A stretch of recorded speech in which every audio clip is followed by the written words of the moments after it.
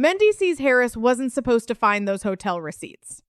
But when he started digging into Yandy Smith's constant business trips to New York, the entire illusion of their 20-year relationship shattered in real time.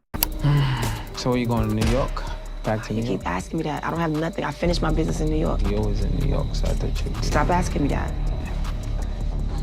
So what was that reference to New York? Yeah, you know what I meant by... Anybody know what I meant by how I said have fun New York? That's where the dude is at. Yeah, she know what I meant. That was a light jab right there. You know what's in New York, that wee-wee, fight for your family. How many you want me to fight? That's why she got up. When I started digging into what Yandy was actually doing on those trips, I realized this wasn't just another manufactured Love and Hip Hop Atlanta storyline. This was a calculated exit strategy. And when you see what her former stylist, Bryant Jameson, leaked about that London birthday trip, you'll realize Yandy has been playing a completely different game than the rest of us thought. You took me away from my birthday to London, bitch. That wasn't for me. London was for you. We're in a restaurant taking pictures. My boyfriend hits me up and he's like, yo, who's taking a picture? Who's that third menu for on the table? I said, oh shit, Yandy. He's gonna think I'm cheating on him. He thinks I'm here with somebody. Bitch, and all along we was there with you and your nigga that you was fucking. We went to London so you could fuck your nigga, your side nigga.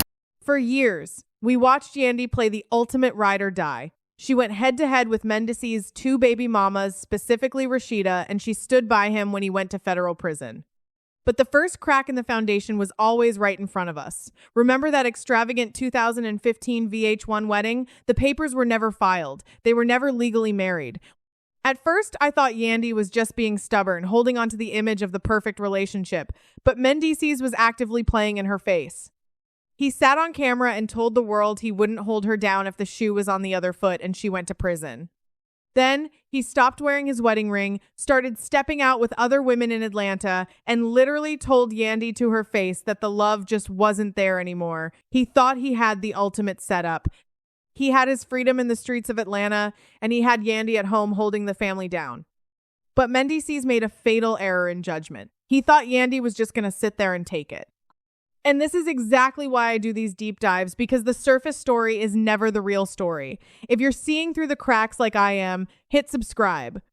I expose psychological manipulations and hidden Hollywood contracts like this every week. Because Yandy wasn't sitting at home crying, she was getting her lick back the entire time.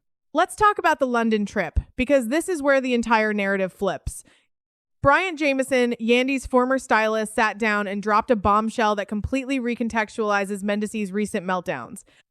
Jameson claims that when they went to London for his birthday, it wasn't for the stylist at all. It was a cover-up so Yandy could link up with her fitness trainer side piece, Michael Addisay.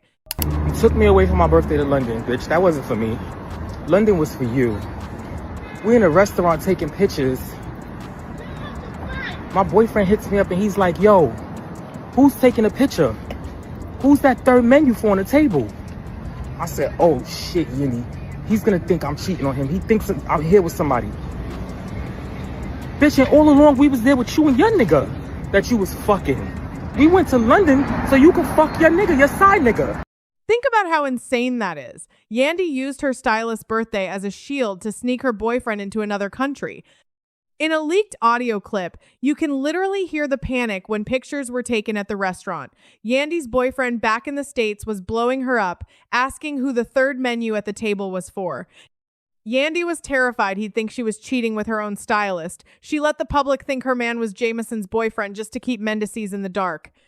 Take a second to process that. Yandy, the woman who built her brand on loyalty, was juggling multiple men across different time zones while Mendeecees was running around Atlanta thinking he was the prize.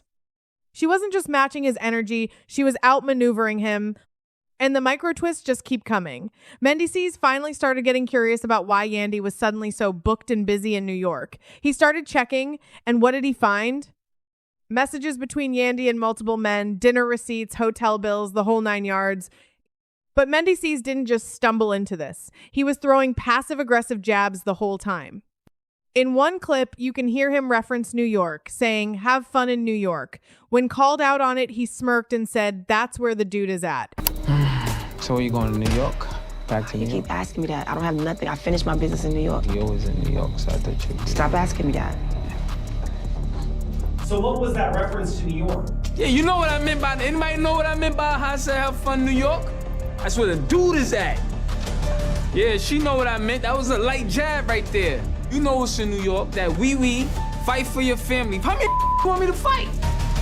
That's why she got up. He knew, but he thought he could guilt Yandy into submission. He expected Yandy to act like his mother, to beg, to complain, but never actually leave.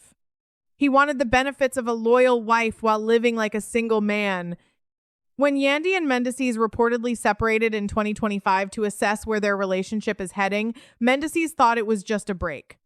He thought she would slow down her businesses, stay home with the kids, and wait for him to come to his senses. Instead, Yandy detached completely. But here is the mid-video twist that changes absolutely everything. And it should make Mendeecees' blood run cold.